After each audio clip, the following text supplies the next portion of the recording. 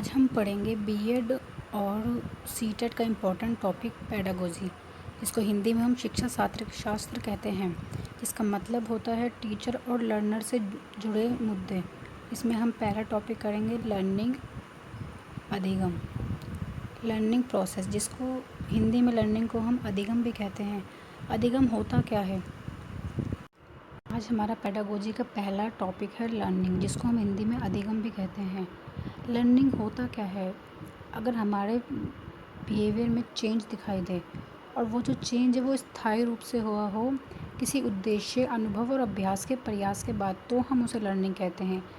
मतलब लर्निंग के 3 कैरेक्टरिस्टिक हो जाएंगे। चेंज इन बिहेवियर, आपके बिहेवियर में चेंज होना बहुत ज़रूरी है कि आपके बिहेवियर में वो अंतर दिखाई दे, और वो स्थायी तौर पे होना चाहिए। ये नहीं कि सुबह हुआ और शाम को वो अंतर नहीं हो, और वो जो होता है वो हमें उद्देश्य, अनुभव और अभ्यास और प्रयास के बाद हमें वो अंतर आता है।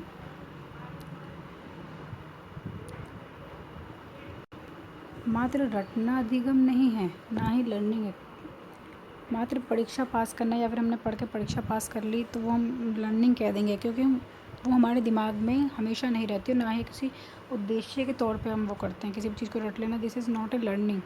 नशा और दवाई से हुआ परिवर्तन भी अधिगम नहीं है, क्योंकि यह परिवर्तन अस्थायी तौर पर होता है। जैसे दवाई और नशा, दवाई का जो मतलब नशा या टाइम पीरियड होता है, जैसे ही वो ख़त्म हो जाता है तो हम नॉर्मल सिचुएशन में आ जाते हैं। This is not a learning.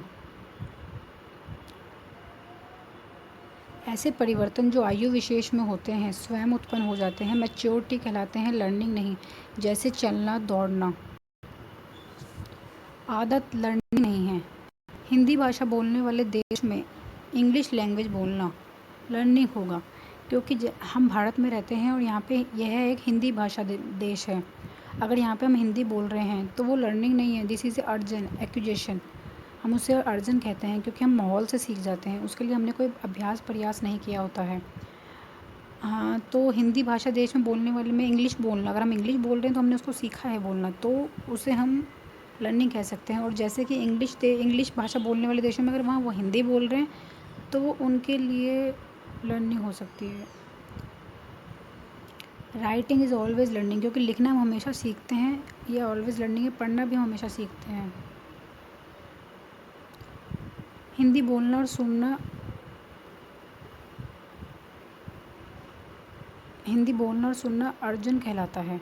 अच्छी आदतों का विकास लर्निंग है, लेकिन सभी आदत लर्निंग नहीं है, क्योंकि आदत बिना मानसिक प्रयास के होती हैं। अगर दिमाग सोच समझकर कोई काम कर रहा है तो वह आदत नहीं है। एग्ज़ाम्पल, किसी भाषा का लिखना और पढ़ना लर्निंग कहलाएगा, और हिंदी भाषा देश में इंग्लिश बोलना या कोई अदर लैंग्वेज बोलना वो लर्निंग कहलाएगा।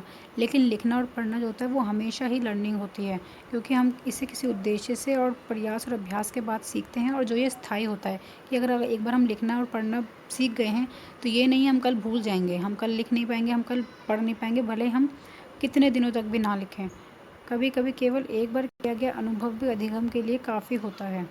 जैसे दिया सलाई मीन्स माचिस, जलाते समय अगर तिल्ली रगड़ते ही अधिगम के लिए पर्याप्त होता है। दिया सलाई जलाते समय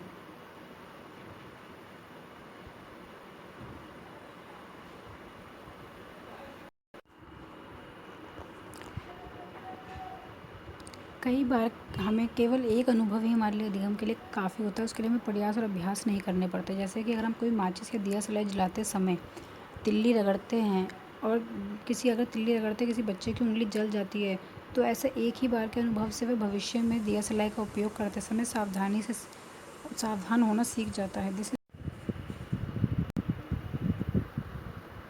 ये जो टॉपिक है ये सीटेट और बीएड एंड केवीएस डीएसएसबी सब में बहुत इंपॉर्टेंट टॉपिक है। So please like, share and subscribe my channel to another video.